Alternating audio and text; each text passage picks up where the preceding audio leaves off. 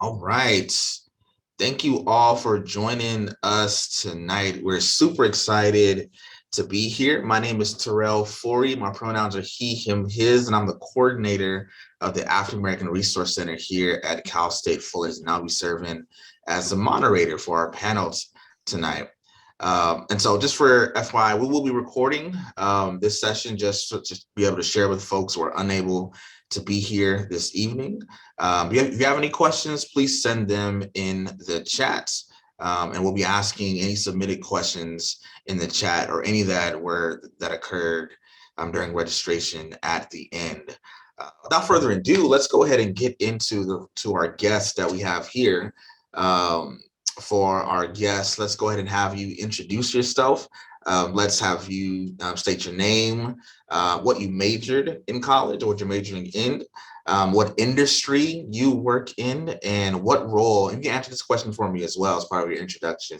What role does your Black identity play in your daily life? To make it easier, because folks like to volunteer for these things, I'm gonna just call someone. So Nick, your eye caught my eye. I'm gonna have you introduce yourself first. Well, thanks for inviting me to this, Terrell. Appreciate it. I'm happy to be here. So I'm Nick Jones-Liang.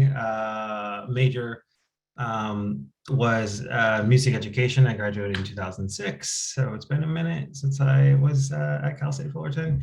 My profession, I'm a communications exec, specifically in entertainment publicity, and have been doing that ever since I left school.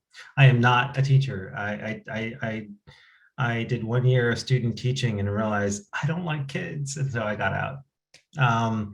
And to your question about Black identity and sort of how that plays into my daily life, I think it's I'm sure it's multi-dimensional. I think on one hand, I appreciate and celebrate the culture and realize that Black folks move the culture forward. And so I love that I can, like, when it comes to music, art, like anything across the board. And I work in entertainment, so from that, I come at it from that point of view. I celebrate it. I think in terms of like the daily life, it's impossible to separate my race from my identity because I'm constantly reminded of it. I think in the professional sense, like it's something could be, as minor as somebody asking me something, even if they're not explicit with it, they're asking me my point of view because they want me to speak on behalf of Black people. I'm so hyper aware of it because I work in I have historically worked in pretty white spaces, so it impacts me in the macro sense of like celebrating culture, seeing what we do, and then in a personal way of like having to navigate it on the daily. I think where I work now at Netflix, I can talk all day about our culture.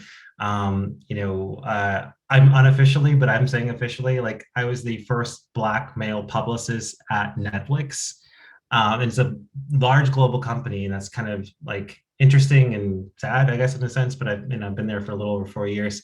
And so I can look at it now and see where we've gone in terms of the growth that we've seen just in bringing in more diverse voices. So I'm a little all over the place, but you get where I'm going.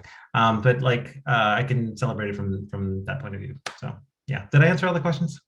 Absolutely. Let's see here. Anyone want to volunteer to go next? Don't make me do it. I will. Elizabeth. All right. Thanks for volunteering, Elizabeth. Good evening, everyone. Thank you, Justine and Turi, for having me. My name is Elizabeth Cotton. I'm the executive director of a nonprofit organization called Black Tech Link. Our mission is to focus on the economic development of Black communities. We do that through technical training, workforce development, and networking activities. I graduated from Cal State Fullerton, class of '09. My major was international business, Portuguese. And then later on, I went ahead and got like some certificates in global logistics. I was really into like figuring out ways I can start like an international like business. And so that's kind of what drove me into pursuing that degree.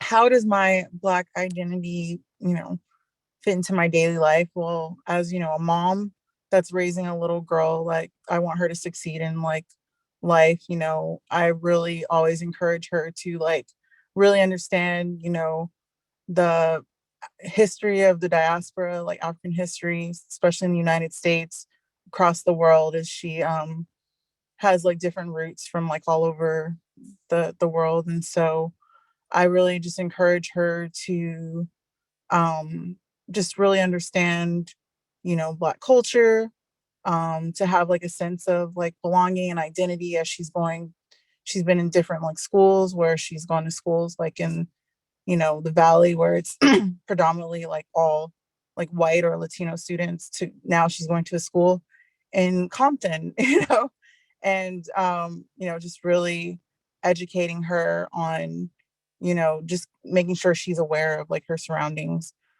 In my business, I really advocate on for STEM workforce developments, especially like supporting like Black professionals and Black students as they're looking to get into that field.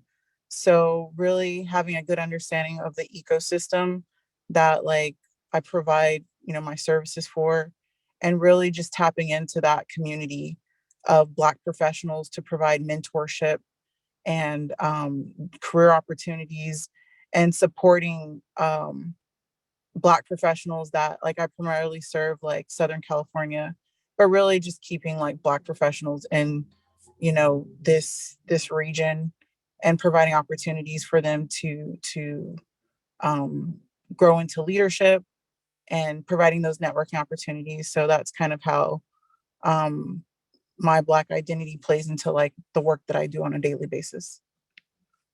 Yeah, thank you, thank you. Cherita, you want to go? Sure. Yeah, am I pronouncing that right, Cherita? Yes. Okay, for sure. Hi, everyone. I'm Cherita. I work on the sustainability team at Netflix. I've been there about 6 months. I haven't formally met Nick, so hey.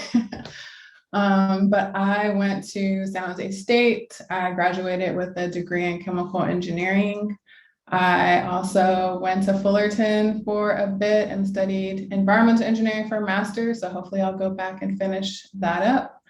How does my Black identity fit into work? So it's a huge part of me. I mean, that's like a huge part of my identity, not the only thing, but I'm looking to bring my full authentic self to work.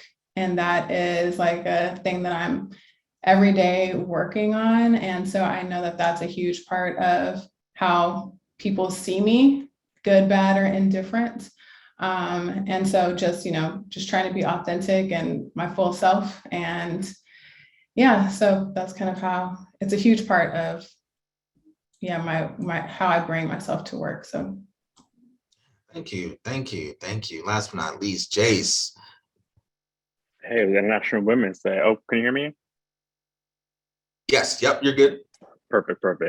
So yeah, first, happy International Women's Day to all the women out there. And thank you for always being you. My name is Jayce Baron, executive producer, director, writer, and advocate. My log line is the intersection of advocacy and entertainment. And so I try to merge those two worlds. I have a very big and giving heart. And I think that advocacy could be done in several different ways, including entertainment, to tell a story and to tell a message. So that's kind of where my world kind of blends together with all these things. I am a Titan, class of 2010. I graduated with a degree in communications with the emphasis in entertainment studies. I was first PR, and then PR got real too corporate, and I was like, it's not for me. So I would switch to entertainment studies, which is more broad. I definitely have not had the traditional directory. I interviewed for the Netflix jobs and other things, but they told me no. So I kind of had to make my own way with work and life. And corporate America never really served me. And so it's been a definitely interesting trek. And so I bring that up because my Blackness shows up in so many different ways when it comes to everything, even outside of work, walking down the street. People see me, they see a Black man first before I even open my mouth. And so it definitely shows up in so many ways. It shows up with the news I see, the tweets I see about everything. And I want to make it clear, I'm a lot more than my race or my gender or anything. And that's just one thing. But I will say with Blackness, that's typically the first thing that the outside world sees when you're walking down the street. That's something you cannot hide. That's just what it is. And so it definitely shows up in many ways with being cautious to certain situations, the way that I speak to certain people, my hypersensitivity to people who are around me, what they may think of me, their brilliance in Black people, and saying, hey, what's up? Just kind of that sense of community when you see people out and about, whether it be at a Starbucks or whether that be at a workplace. I was on set a couple of days ago, and with a mix of people, and it was automatically like, you know, what's up? There were people who were like that on set, who were Black on set, and it may not be the same type of vibe. You know, I can vibe with everybody, but it's just different with your own community. So it shows up in so many different ways, and continues to show up in so many different ways as well. Thank you. Thank you all for answering that question as part of your introduction. As coordinator of this space, I often get into conversation about students and their Blackness and how they have to navigate the academic environment. And one of the questions is always, how is this going to translate once I graduate and go into the workforce, right? And a lot of what Jayce was talking about, that you recognize you are Black because others also recognize you're Black, and you have to navigate both your perception and their perceptions as you go in and out of these different settings. So thank you all for answering that. To sort of touch on that sort of idea, next question I want you all to answer if possible is, how have you dealt with being Black in a predominantly white working space or predominantly white professional space? And or how do you handle being the token Black person in the workplace, if that has shown up for you all at any time? And this is just free for all. So you just unmute. Go ahead, Nick. I'll unmute. I went first last time.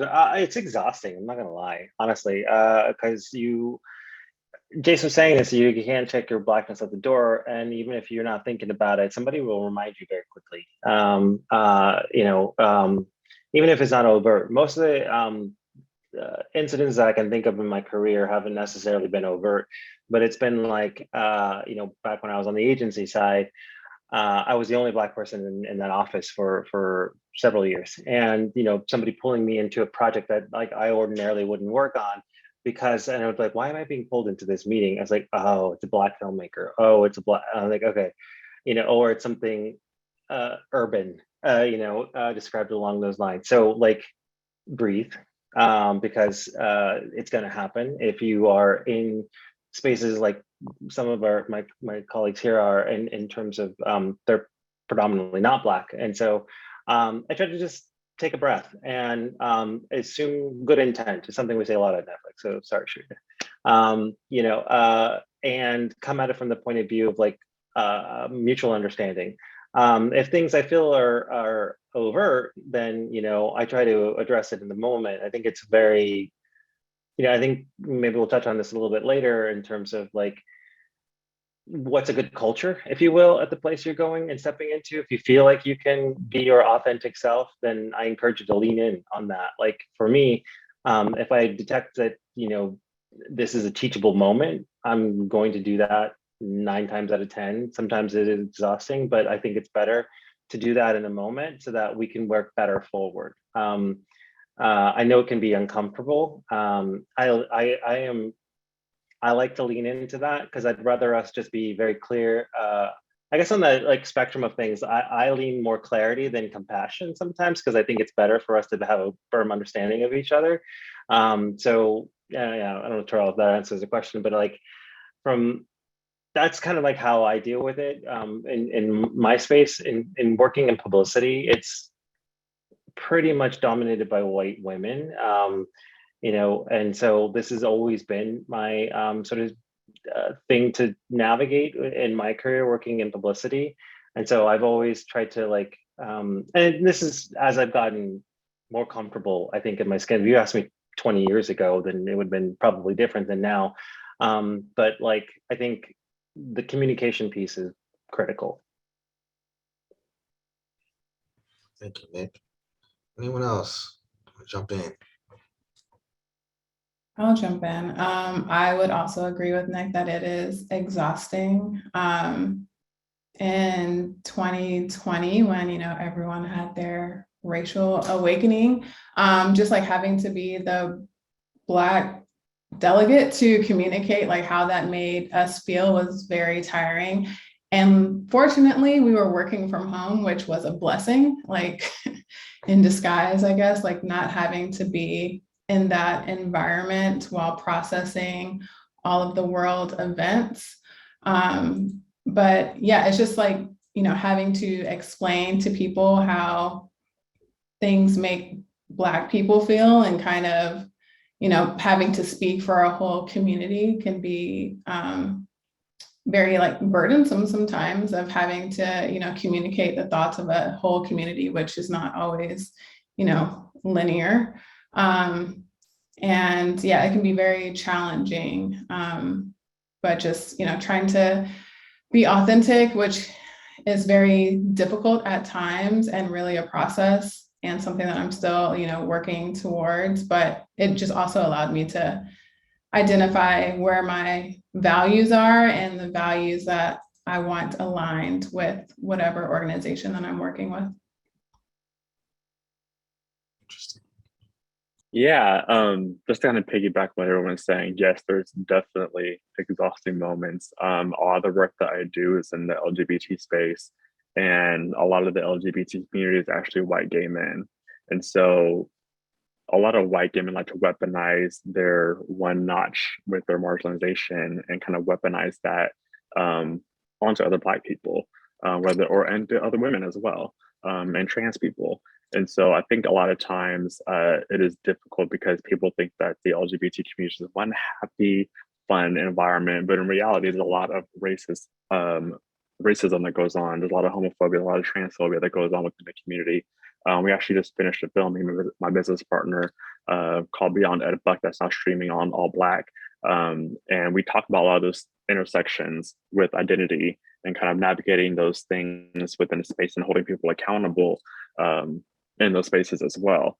And recognizing my own privilege, at the end of the day, I'm still a cisgender man, and there's privilege that comes with that. And so just recognizing those things. I also will say with the exhaustion, there is a lot of power in that as well. There's a lot of power in being the diverse person in the room, because there's so many teachable moments, as they said, and there's a lot of times that I'm in spaces where I could share and give a different perspective to someone who may not have people around them on a daily basis who will talk about these things. So there is an empowerment element in that as well, to where you have the floor. I think right now we're in a time where people are more open to having conversations about race and about those different types of things. And so I always try to take every opportunity, and yes, it can be exhausting. I will never take away from that. Having to completely like bleed out, activism and stuff like that. But I think that right now we're at a time, for the majority, I would say, some people aren't receptive at all, where people are open to hearing the people's stories and sides and points of views. Thank you, Jayce. Thank you, Jayce. Elizabeth, anything you want to add to that? Yeah. So the last job that I took before I started my own company was I was working at decommissioning power plants in Seal Beach. And, a lot of people a lot of workers that had like the keys to the city were predominantly like white men over 50. And so for me to go into like work like on a daily basis and be immersed in that environment, like I'm not saying it was like all terrible, but there were moments where I did feel like the microaggressions, and sometimes I also felt imposter syndrome, where I did not necessarily have like a technical degree, And sometimes I questioned like if I should even be like holding this role like as like an analyst in the construction industry, because a lot of times, I was often reminded, hey, what was your degree in and stuff? Like, are you a civil engineer, urban planner, architect? And I'm just like, no, I, do international business. But luckily for me, I've had a lot of opportunities to work in different industries, which did, make me knowledgeable about some of the work that was being done on the project. And so um, anyone that's listening, like I encourage you, like, please, try and overcome imposter syndrome, because it's basically at the end of the day, it's you that can hold yourself back. Like if you don't think that you belong there, but if you are in that position, you do belong there. Thank you, thank you, thank you. I sort of want to ask a follow-up question to this one, because it's interesting, right? I talk to students all the time that when we talk about Blackness or being Black, like there's different levels, right? And so I tell folks, like every day I look in the mirror, all right, I'm Black, just to reaffirm myself. I can see my skin color, my facial features, I'm Black. And then there's some different levels in terms of culture, but then there's like consciousness things, right? So we talk about a lot of like DEI work or what we're going to do to support Black community. You feel that on a different level. I think we express ourselves and our Blackness in that way a little bit differently. And so I'm curious for you all, how has that come up in terms of wanting to support the community, your coworkers, or standing up for issues, right? That you have seen in the workplace or in work environment, but also towing that company line as well, because you need a job, you need to pay bills, you need to do all of that. So how do you navigate those spaces in terms of wanting to speak up, and also support others who are speaking up, but also, again, trying to be in this environment and navigate those other dynamics that may come to play? I think that humanity comes first in everything that I do. Like I mentioned earlier, I recognize my privilege in certain spaces. And I also know that there's people who do not have the same, even that look like me, do not have the same rooms, not in the same rooms that I'm able to get myself into. And so I always recognize those things. I think one thing is I always attach my things to projects that are uplifting and empowerment. For example, I'm part of the Sir Lady Java project, the biopic right now, starring Jayce Baron from Pose, as well as directed by Anthony Hemingway, award-winning, Emmy award-winning director.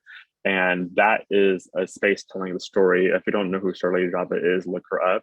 But she was a powerful Black trans woman in the 1960s and 70s who actually changed the law and went up against the LAPD. Not to get too much, but it's definitely an interesting story hearing, even with diversity and inclusion, companies are saying about this. And it's a brilliant story. It's an empowering story. I think about Hidden Figures and what that did for us seeing Black women in NASA and how that changed the game. And so how empowering is it that you know your history?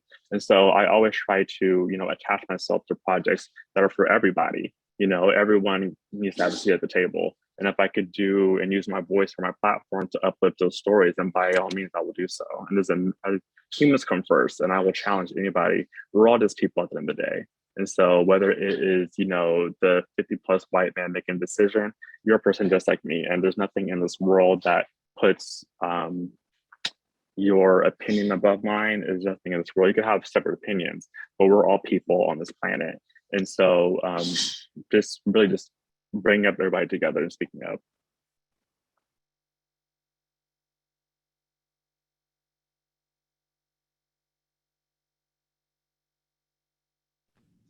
I'll chime in.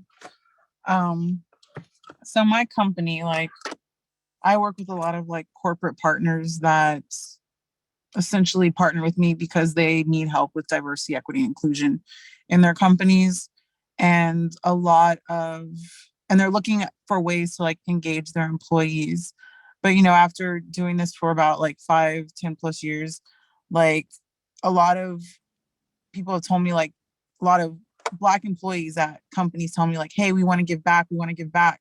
But I don't know if they're maybe have challenged themselves or want to be in a position to transform diversity, equity, inclusion for a company as a whole. And I think that companies, need to also realize, that you can't put DEI efforts on the maybe one or two handful of Black people that are at a company, but there you can't be lazy about it, essentially, because they're there to do a certain job at the end of the day, and sometimes it's difficult for them to do their job and then essentially create transformative programs for a company. I think there's definitely spaces where people can join employee resource groups or Black employee resource groups, veteran groups, anything that's provided for them to give back and provide their thought. I think that's always important. And then I think it's also very important for companies to empower these groups, financially supporting what the employees deem to be important in their own community. And so in regards to navigating that, I definitely think that, employees should, do their best to try and give back if there's an opportunity to support. But I also think that companies should not solely rely on Black employees to, in regards to tokenism, to be that one person to transform. That is your job, essentially. And that's kind of my philosophy on that. Thank you. Yeah, honestly, I'm going to +1 backing up and piggybacking all the phrases that are overly used to all of that. But what I will add is just also protect your peace, because that is so real, of people trying to bring you in. It's an added responsibility. If you are leading with curiosity and this is the kind of work that really gasses you up, hey man, go for it, do that. Bring other folks up and that sort of thing. But at the end of the day, if you're at a company, you're doing your job, you're hired to do that job. And so you have to have the energy for that first and foremost, because that's why you're there, that's why you're being paid. Because the rest of it can feel very extracurricular in a sense too. So I think it's all about the culture of the space that you're in. If it feels like it's welcoming and you are not pushing a rock uphill, adding extra hours into your day, you kind of got to balance all it out. But yes, I have at times in my career felt like the space that I'm in is not primed for that, and I'm going to do the work, but I'm also cognizant of what the other things that I need to achieve. And so, to pour into that, it really is a personal decision, and one I think is more likely to bear fruit if you are coming at it very genuinely with that curiosity and that passion for it. Otherwise, I'm being very pragmatic. You're there for your job, and you want to be an ally to the best of your ability. So you do those things, but going back to my original point, protect your peace. Thank you. Yep, I agree. I will also +1 to everything that people have said. I think that companies may claim to be diverse, but they're not inclusive. So they'll bring people of color in, but don't do anything to keep them there. And I've definitely had that experience, and I have left the company because I didn't feel seen. And I also kind of felt like I was, wanting to help change the culture, but if the leadership is not receptive to that, then I kind of felt like I was wasting my energy in a place that didn't want to change. So yes, to Nick's point, protect your peace and put in effort where it's being received, because we're not, here to be everyone's teachers. And so that would be my 2 cents on that. Absolutely. Thank you all for chiming in on that. All right, so for this next question, I want you all to think back to maybe some of the first time that you were applying to jobs, one of your first professional experiences, right? Reflecting on those experiences and thinking about where you are now, what's one piece of advice that you would give to folks that are on the job hunt, right? I imagine there's a number of students here who are preparing to transition right out of college and trying to get into the workforce. So what's some things that you would lend to them? I think that one thing I would say is to always negotiate, always ask for more. You might not always get it, but at least you asked, and no regrets, I guess. Get the bag, as they say. Do your research. I've done I've sat on a number of hiring panels in my life, and you'd be surprised by how many people come into it unprepared. And it seems like a very obvious thing, but in terms of the company, know that company backwards and forwards, know the responsibilities of that role you're applying for backwards and forwards, and know as much as you possibly can about the people you're going to be speaking to. Where I appreciate folks, like when, at least at Netflix, we do panel interviews. So you end up speaking to several different people.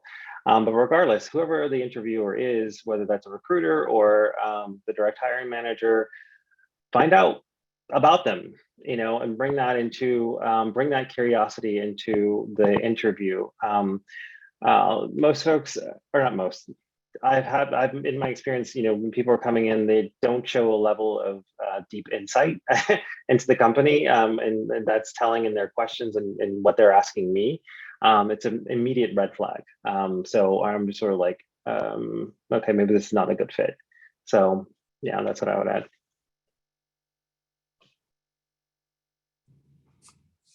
It's been so long since I've worked for a company, but one of the things, like I used to do a hack, I've never had too many issues like getting a job, but to piggyback off of Nick's point is do your research.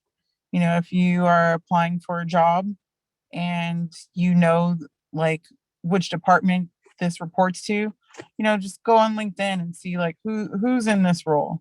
It's simply just typing the person's last name, the company, and like the location, and that people will pop up, and you'll see like, okay, you'll get a little background to see like what, when you do interview, you'll know a little bit about that person. You can, better relate to that person. And then when I was applying for jobs, one of the things that I did was I not only applied online, I messaged the person on LinkedIn directly if there was a hiring manager associated with them. So I'd reach out to them.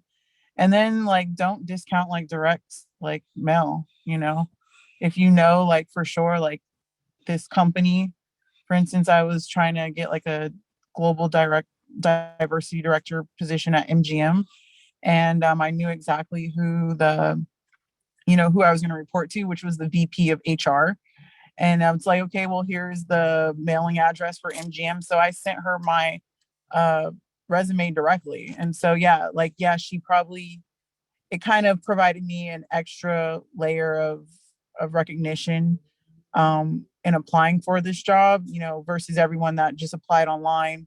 But I did do the due diligence of like reaching out to her and making sure that this piece of mail, my resume, was directly in front of her. And the follow-up game is real. Like, please follow up with recruiters, hey, did you get a chance to look at it? Can we have like a second interview? Can we have an informational interview? Sending thank you letters, follow-up letters, like every week or every 2 weeks, until the position is filled. And if they say no, I take it, I'm a marketer from Cal State Fullerton. So no to me means not right now, and just come back at a later date. I had the opportunity of applying in my undergrad for a company called C.H. Robinson, which is a global logistics firm. And, out of college, they said no, but, I came back around and, I met with the recruiter like a few years later, and I knew so much about the company. She's like, yes, you should be working here. So, just doing your research, be patient. Sometimes these jobs aren't always fully funded. Sometimes they may put the job out there, but there's no funding behind it. So they're just trying to see who's going to apply. But, just always, do your follow-up and whatnot. I'm going to jump in 2 seconds. The one thing I would add to that too is like for those folks who are reaching out and definitely do the research. But when you're reaching out, you're not necessarily, it's like before you're applying in a sense, like those informational meetings. I get hit up a lot on LinkedIn from folks who just like, hey, just want to like, meet you kind of thing and ask questions. It's not because I'm special, it's just I think because a lot of folks want to work at Netflix. And so I'm more likely to do those when I can kind of fit them into my schedule and then I get to know that person.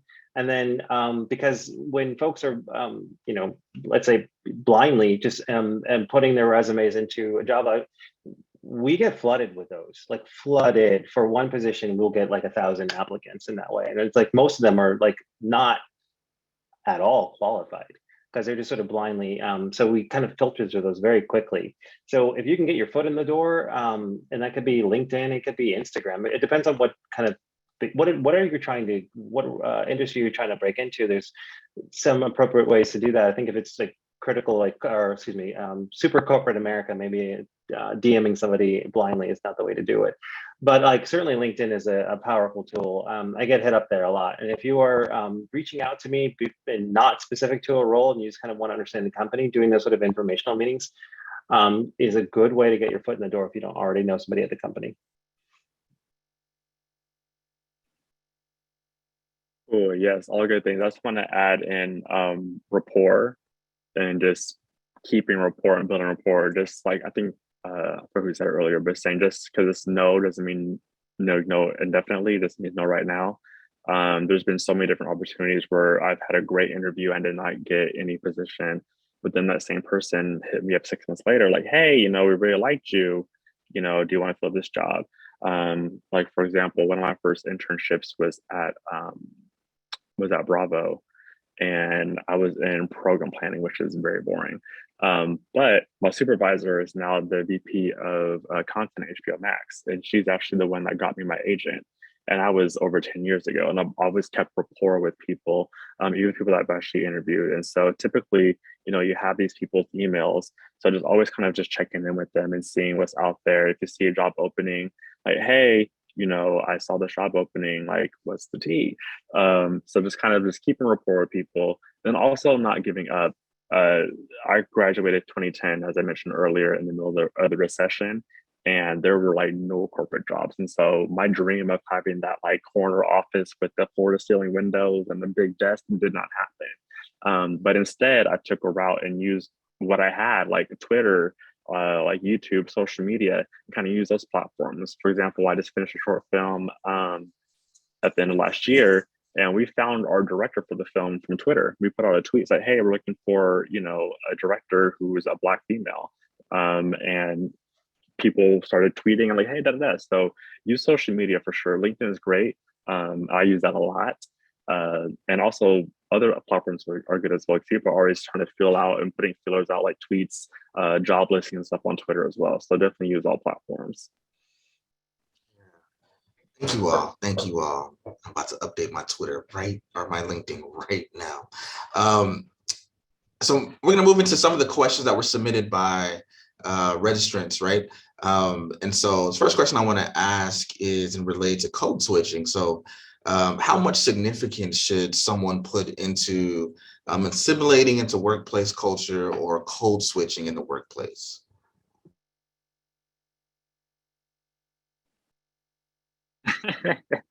Okay, first of all, I hope everyone has seen, if you guys watched Big Mouth, there was a code switching episode that was absolutely hilarious. But to answer the question, I do not code switch. The Jayce that you see on this platform right here is gonna be the same Jayce you see on set. It's gonna be the same Jayce you see, in a meeting. I definitely, actually, I will say this. There have been a couple opportunities where I've definitely been a little more, I've let my queerness show a little bit more to be less threatening as a Black man. I will openly admit that, because at the end of the day, look, this is how I present. But I will definitely say there's been times where I've worn like a purple shirt versus a black shirt, just so I'm less threatening. And I've talked a certain way to be more relatable, especially when getting positions. So I think that's probably the closest, I guess it is code switching. But a lot of times I'm just myself. And that was things that were early on back in the day. But I've learned that, being authentic and true to who you are outshines any other alternative personality that you may present.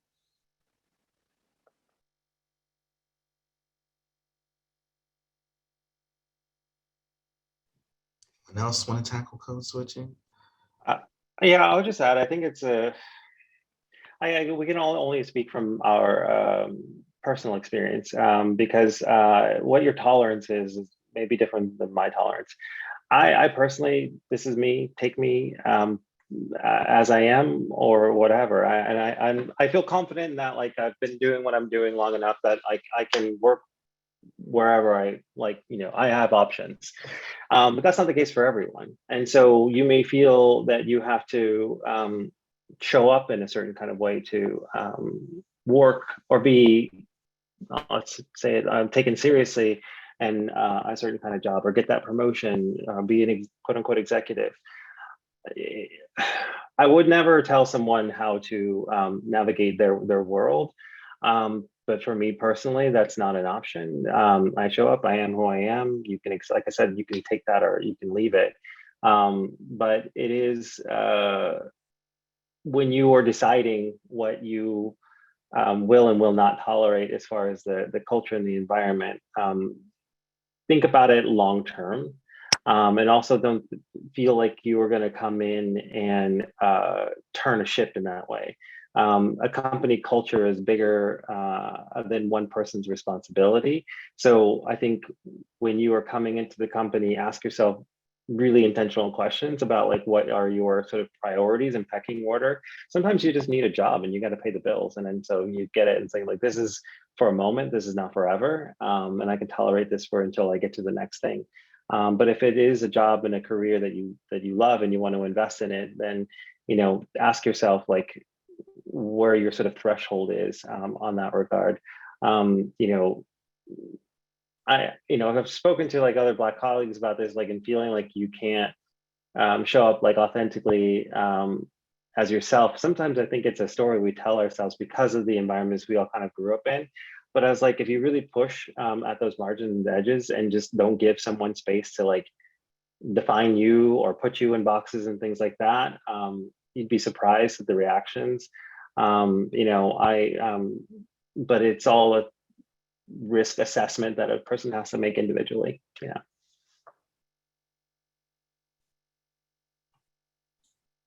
Yeah, I would agree. I would say that I would hope that I show up as my authentic self. I for sure may switch up, like, the vernacular that I use depending on who I'm talking to and, like, the comfortability. I also agree with Nick of, like, it also may depend on, like, your safety in a workplace of how you want to show up, and if you decide to code switch, into what degree. I think it becomes harmful is when you try to disassociate yourself from Blackness, and I think that's kind of where it gets complicated and does more harm than good, not just for you, but to other colleagues, Black colleagues within the workplace. So that's what I would say one of the things that code switching kind of goes wrong.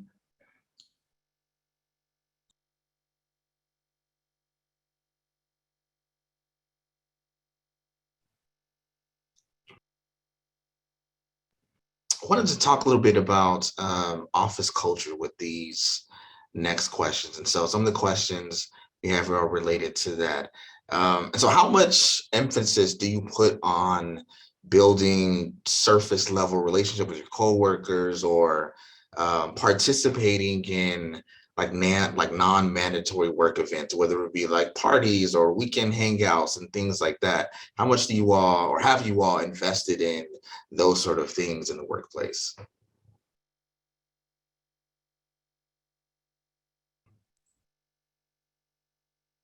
For me, it depends on if I like my coworkers or not, to be honest. Like, I am an introverted person, so I'm not really one who wants to hang out after work anyways. especially like after being in the office and seeing these people for 8 hours. Like, do I really want to hang out with you for another 3? But I think there's like some level of camaraderie that may come from that, but I don't think it's necessary. I think it depends on like what type of work environment that you're looking for. If you're just like, I want to go to work, do my job, do it well, and be done, then I think that's fine. And you shouldn't feel pressure to do extracurricular activities if you're not comfortable with that. I also think that it can get a little muddy sometimes with like being very close friends with coworkers. Like if you have that work environment of like, oh, everyone's family, that's a yellow flag for me. So I think it just depends on like what you're looking for out of your work environment. And I don't think anyone should feel pressure to have a relationship outside of the office. I love a boundary. So it's a personal choice, as we've said. But I'm of the same mind. Like, if there's a genuine interest and curiosity, and like I certainly have coworkers that have become friends, but I don't get it twisted in that, like, at the end of the day, it's a job. So like I definitely put a healthy boundary in those two spaces, just so I don't misunderstand the relationship, you know? And so at the end of the day, I'm like hired to do a job. I am also mindful of like, you know, the job's not going to hug me at night. You know, my husband, my family, those are all things that are important to me and will exist outside of the job and longer than that particular job. So I try to hold those two things into perspective. While I'm not unfriendly or uninterested in like hanging out with coworkers and that sort of thing, I definitely try to find the right balance and mix of it, while keeping that boundary for sure. Yeah, my line of work is interesting because they kind of blur, because a lot of entertainment is premieres, is events, is, you know, sponsored things where, you know, Deadline is going to sponsor a rooftop party in his open bar. And a lot of times you're kind of in an environment with those types of people, and your coworkers, if you will. My coworkers is a little bit different for me, or it's going to be different because now I'm typically in the boss's seat where I'm executive producing projects. And so the way I may behave before at like open bar is not the way I behave now, because typically I'm the one who's paying out, you know, the people that are around me. And so I can't, I'm not saying I can't, but I choose not to, you know, go out. Like, for example, I'm speaking this weekend at a award ceremony, and I probably won't be drinking at all, just because, one, speech, and then two, I have to be as professional as I can. Even though people are going to be having drinks and eating and having a good time, you know, I'm a lot more mindful these days about, you know, even though it is a party and it's fun, you know, I do not fully engage in that way. And I'm also very more mindful, and those are like work events too. As far as like hanging out to go get a cup of coffee or whatever, I typically don't do that with people that I bring on. I'm gonna keep it strictly work, and we'll see each other at the like work events. But yes, boundaries are good. You know, as Jayce mentioned, kind of coming from the perspective of like a owner of a company, I kind of keep a shield, you know, over me until the work is done and the check is written. So, you know, for me, like I work with a lot of different corporate partners, government partners, educational institutions, and I typically don't engage in too much like fraternization unless like a check has been written to me. That's like really bad to say, but like as a business owner, like you never know, like, you know, some people like to test, you know, like you, so they'll say crazy stuff or put you in a position just to see how you'll react. And so I don't ever want to put myself in positions where, I compromise myself, and so I keep things very, plutonic until the work has been completed fully and both parties are satisfied. And then at that point, then yeah, let's go out and, let's go have a drink and stuff. Now you'll probably see me open up a little bit more. And so, I would say for those that are like, looking to go and, party with people, I would say wait until the job's done, job's complete, and then, fraternize afterwards. Thank you. Thank you. There's one more question before we turn it over to some of the questions in the chat. And this one is related to like work-life balance, right? Trying to navigate or negotiate the two. And so the person wrote, we are more than just a job, right? We are parents, we're children, we're community members, siblings, et cetera, right?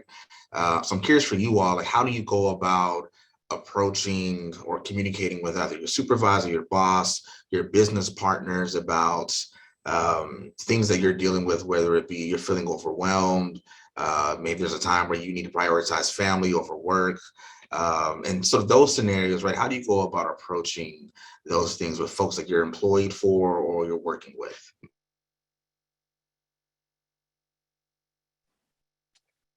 That's actually one of my 2021 goals. I am not the best at work-life balance. There are times where I will work through the weekend, and that just comes with, I'm sure, Elizabeth gets it, being your own boss. It doesn't turn off. And so I'm constantly, even though I may not be working on something specifically, it's going on in my head. Okay, did I email this person? Did I send that invoice off? Did I do this? And so I'm constantly in the head space of work. And so that's one of the things I'm working on this year. Being intentional, you have to be intentional with things. So for example, one of the things I said was I'm going to take Sundays off. Sundays is no emails and it's all fun, it's all play.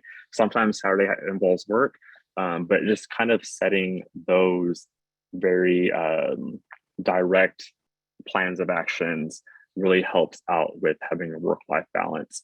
And just at the end of the day, realize that the people who are around you that love you are your support system, and do not look like those people. Because if all hell breaks loose and you lose your job, guess who's going to be there right there to support you? Friends and family.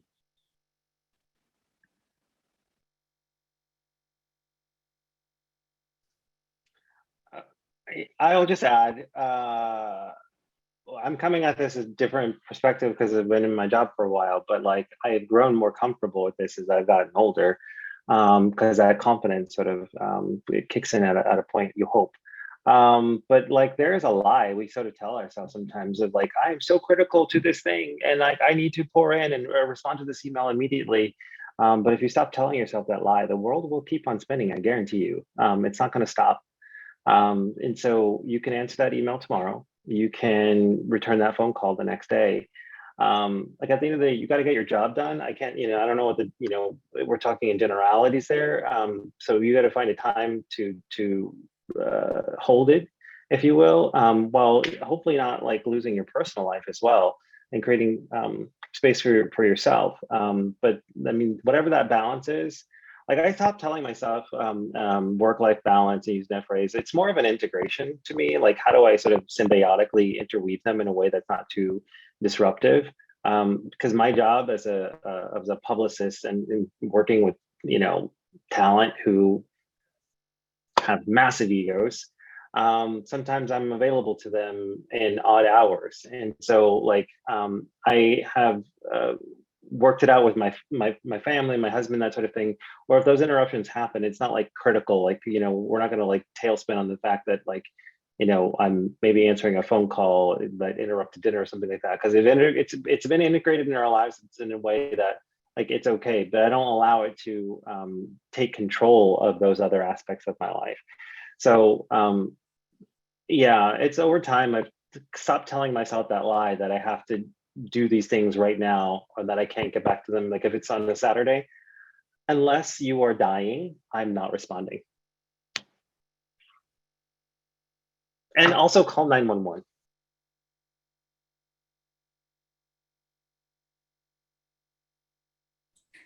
I my family dynamic is quite interesting, where I had my grandmother-in-law.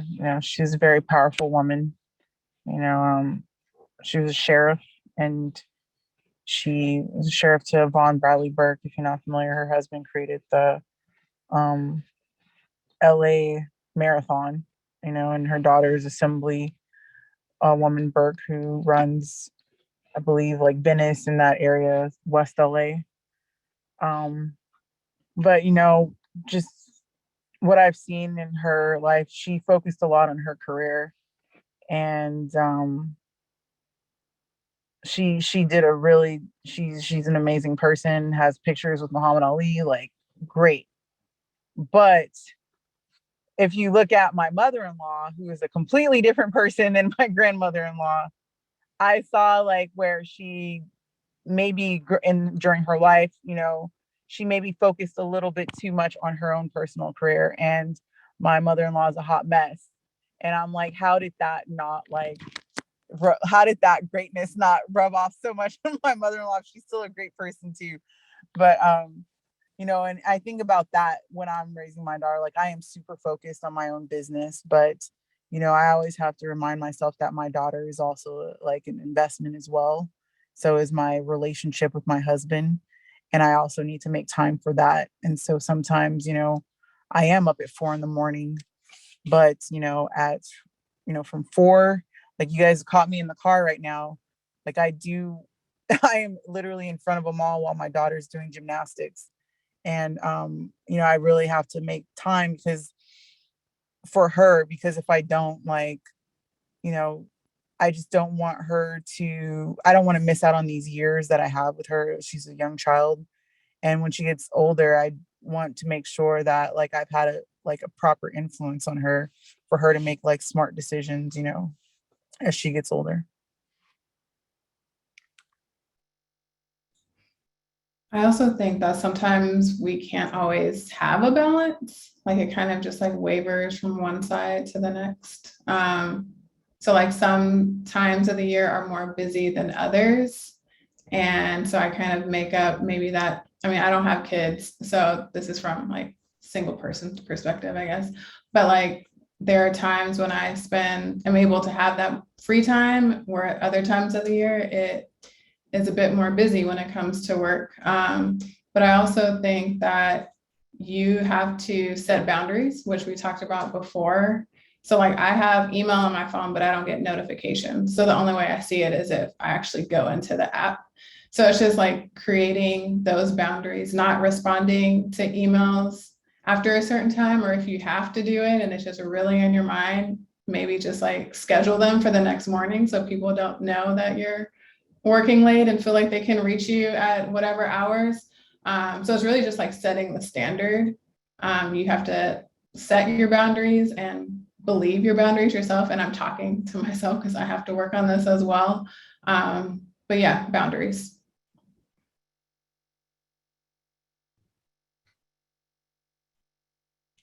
Thank you all. Thank you all. Thank you all.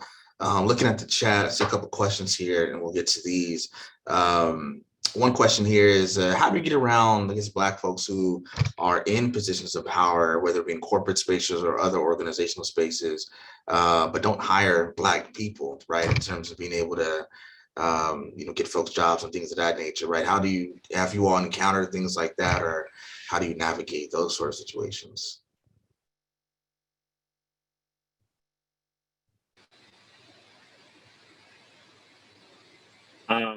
I have not encountered that personally. I will say this. I think, okay, for example, there's been times where people have hit me up for like the homie hookup, and that can be for so many different things. And if I do not believe in what you're bringing to the table, I will not make that connection. And so I just want to make it clear that just because, we're both Black does not give you an automatic like into my world of connections. With that said, with the other way around, if there is something that is brilliant and that is brought to my attention, and you see someone who is up in higher power, like, hey, can you introduce me to so and so, I see the vision, I will definitely make that connection. But as far as like me dealing with people who are superior, who are Black, I don't hire Black people, that I don't have that experience. But that's kind of my take on the question, if that makes sense. Absolutely. I would just say, again, you have to be mindful of your space you're in and whether or not you feel comfortable doing this. I would just go to that person and like address the situation head on and very directly. If you feel like there's direct evidence of that behavior, like calling it out and trying to understand it or unpack it. Or sometimes calling someone's behavior out, they may not notice it themselves, to say like, you're looking at this sort of space and like they keep stepping over other qualified candidates who are Black, and maybe want to unpack that. But I think, and I've had several uncomfortable conversations, like even at Netflix, I'll be honest about it, where I'm looking at a pool of candidates that are being given in front of me, and like none of them are people of color, and I'm like, you're not trying hard enough, because I know that there are qualified candidates, and we need to broaden our pool here. And so I think addressing it pretty straightforward if you feel comfortable doing that. And if it's not a person that is amenable to direct feedback, who is their boss? And talk with them. I have a friend of mine who I'm so proud of right now, who is I won't mention the company because it's sensitive, but they have a higher up on the marketing side who is a complete roadblock and is very evidently doesn't know what they are doing. And so they went around that person, and because they tried to work through the path, and they realized that was not going to get them anywhere. So they brought in their HR business partner, they brought in other colleagues, and they've done the intentional work to kind of circumvent and deal with that issue. That takes much more steps, but that could be an avenue for you. It really depends on the situation, but if you're meeting a roadblock, go around it.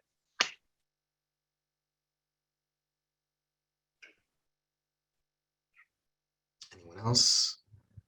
I chime in on that. Professor Estrada, I see that you had your hand up. I won't turn it over to you because you were the one to ask the question. You should be able to unmute right now. Hello, everyone. So, yeah, the reason why I asked that question is because I'm originally from Compton, California, right? So, went to Cal State Fullerton back in the 70s, and we had some really great accomplishments there and finished with degrees, and went on to be a professional musician and things like that. And I'm still working in the music industry. And but I'm also a professor, right?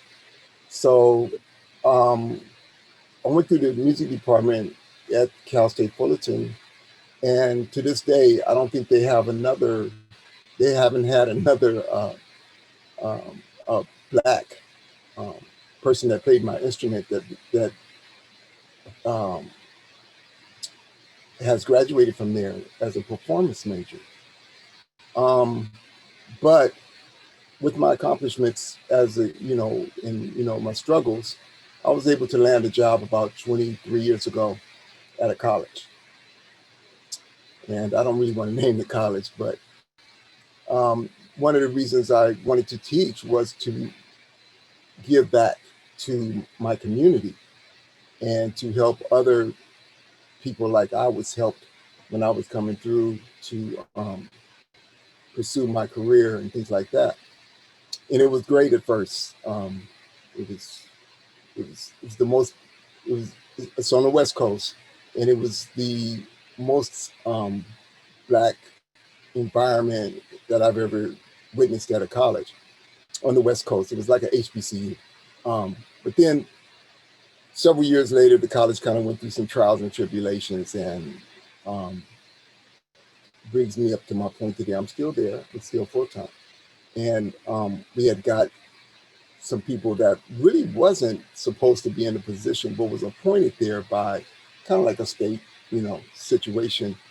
But they were Black, but they were more like a puppet, to be honest with you. And I've seen through that process that they start refusing to acknowledge other qualified, high qualified young Black candidates for positions of professorship and things like that, which to me is not good for the community because they don't see people like them.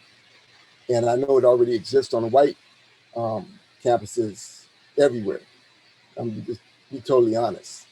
And where Blacks is having a very hard time achieving or getting jobs, no matter how many degrees, how many doctorate degrees, how well you're qualified, what you've discovered in your fields and things like that. They just refuse to hire. It's almost like an elite situation on college campuses where they don't like to hire. You can probably count the number of Black professors on one hand out of the 114 colleges, community colleges. I don't know how many on university, but it's still not that many.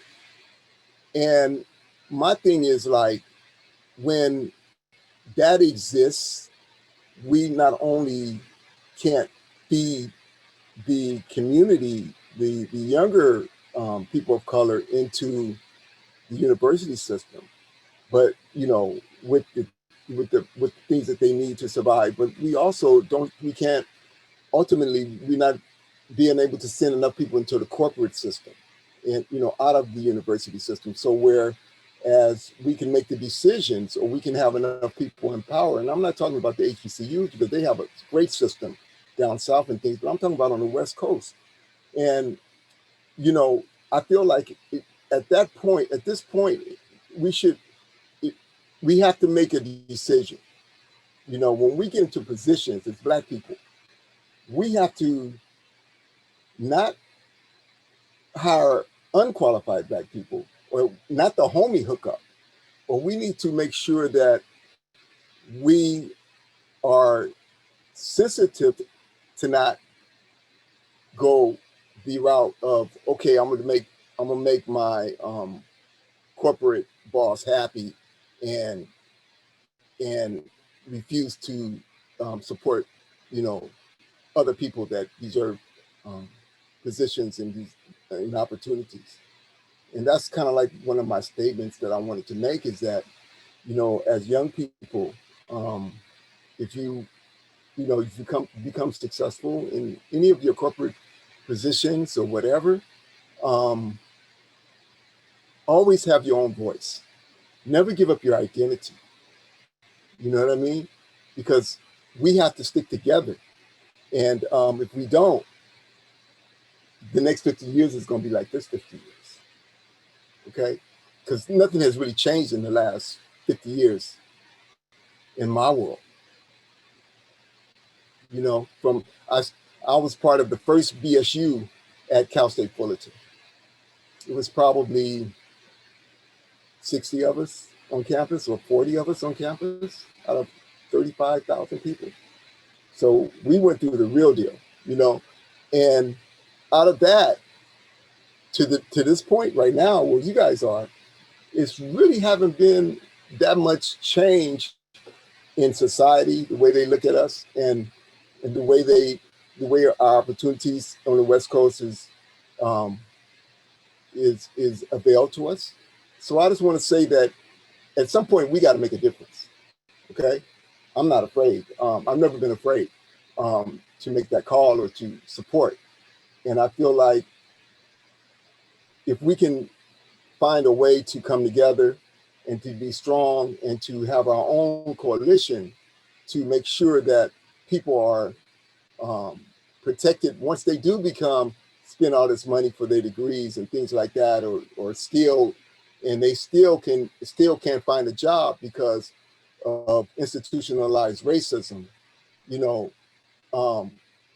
This has got to stop. Because otherwise, why are we trying to encourage young people that look like us to even get a degree if they can't even become like a successor for their generation that's going to be coming behind them? Right. So that's all I wanted to say. Yeah, appreciate your brother sharing that and naming that in that space for us tonight. Appreciate that. Wanted to, in addition, there was one more question if we have time.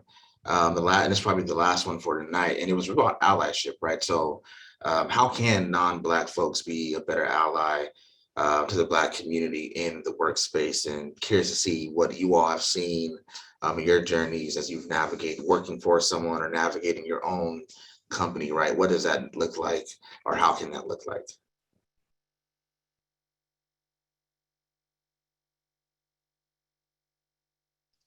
I'll go. So we talked about this a little bit earlier in terms of like be mindful of like what you have space to hold, and so like at the end of the day you have to get your job done. But recently I've taken on sort of like a mentees, if you will. It's more to work with folks on like how are they sort of navigating coming into the company or being a comms professional, that sort of thing. So if I can impart any of my experience on them or just be a sounding board, I try to do that. It's more of a one-to-one, which I feel it can be impactful. Like we have an employee resource group at Netflix for Black employees. Like I have all the best intentions of joining that, but sometimes I just like, I need to get my work done, and I have to, family situations and things like that. So I don't always have space and time for that, but like the one-to-one, I try to do that because I'm mindful of the folks that poured into me. None of us get anywhere in life alone. That's a true statement. Like we all need a help and someone else's hand. And so by finding these colleagues and these partners, these friends, honestly, over time, you are pouring in. I always tell people, it's like, you're going to be my boss someday. I'm going to help. I want you to be as successful as you possibly can. And whether or not we work together here or somewhere else, they're going to continue to come into your life and professionally, that kind of thing. So I try to create space on a one-to-one level with a few people, like, and have that because that's what I have capacity for all the time. Maybe different for somebody else, but that's what I try to do. Thank you for sharing that. Anyone else? For me, I think it's speaking their names in circles that they may not be included in. So if you're, having a meeting with someone or amongst a group of colleagues, and there's like a project that's being talked about, and someone who is a good fit for that, just mentioning their name and kind of making that connection, because there's so many times where we're not invited in the room or we may not be in the room. So just like, having or showing people visibility. And that's like, I think a huge way, and maybe an easy way to really be an ally in the workspace is just speaking our names. Anyone else? I'll jump in. I love allyship. A lot of the allies that I've worked with, to help build my organization were part of different groups. I've worked with Asian Business Association, Hispanic Chamber of Commerce, Latina Geeks, like a lot of groups, and they provided opportunities for me to meet with a lot of corporate partners, investors in my organization. What I do think me personally, I am kind of militant in a sense, when allyship becomes more so like where we lose sight of my cause per se is like really to support like the economic development of Black communities. And I really sometimes don't want allyship to become like a all lives matter discussion, because I've been in circles where it has been, where it's, we're all at the table and we all have a seat, and it's like, okay, like all lives matter. And it's like, well, wait a minute. I thought we were focusing on those that most need it. And that in my mind, like, I believe that Black people need resources, maybe more so than others, because you know, throughout decades, we've been systematically excluded from a lot of like resources and opportunities. And so I don't knock allyship. I think it's great when, you know, people can come and work together to provide support for a community, but I don't think that I just don't want to put myself in spaces where allyship is kind of like a discussion, like where let's all work together to, you know, I've worked with companies where it's like, let's all work to get, you know, let's go to this diversity fair and we're going to, you know, recruit everybody. It's kind of like, well, I think some, you know, ethnic groups or racial groups may need a little bit more support and and you know, a different way of just connecting instead of kind of like, hey, we're all in this together, but more so like, I don't know if you can catch what I'm saying. Yeah. Yeah, as you were speaking, some things were coming back to me with personal experiences. I do think allyship is great.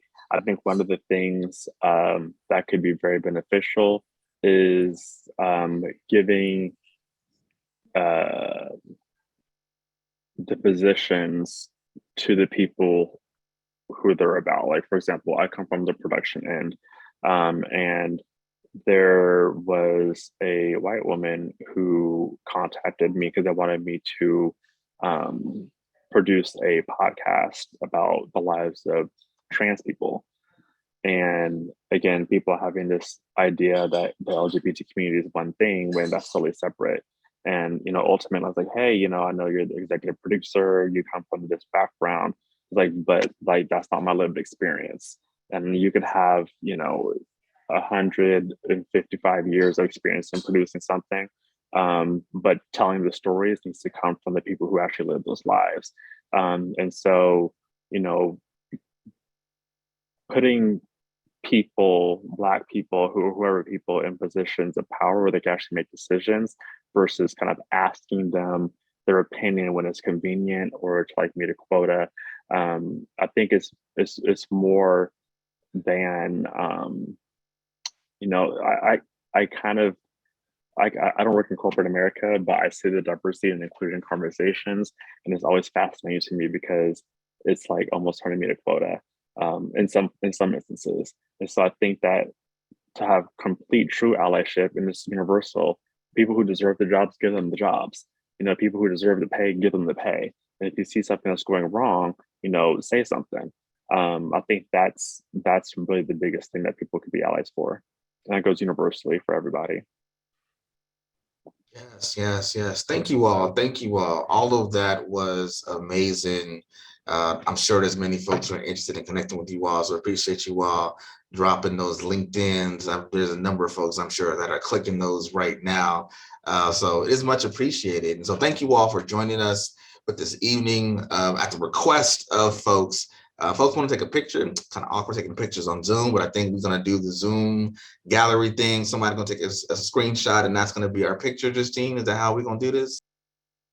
All right, look at that. Look at technology working for us. We appreciate that. Thank you to our panelists. Thank you all for our guests. Thank you all for the questions. Please be on the lookout for a post-event email for those who are interested in staying connected or looking to get further engaged with CSUF. With that, we'll close this thing out. Thank you all. We appreciate it. You all have a good night. Be safe.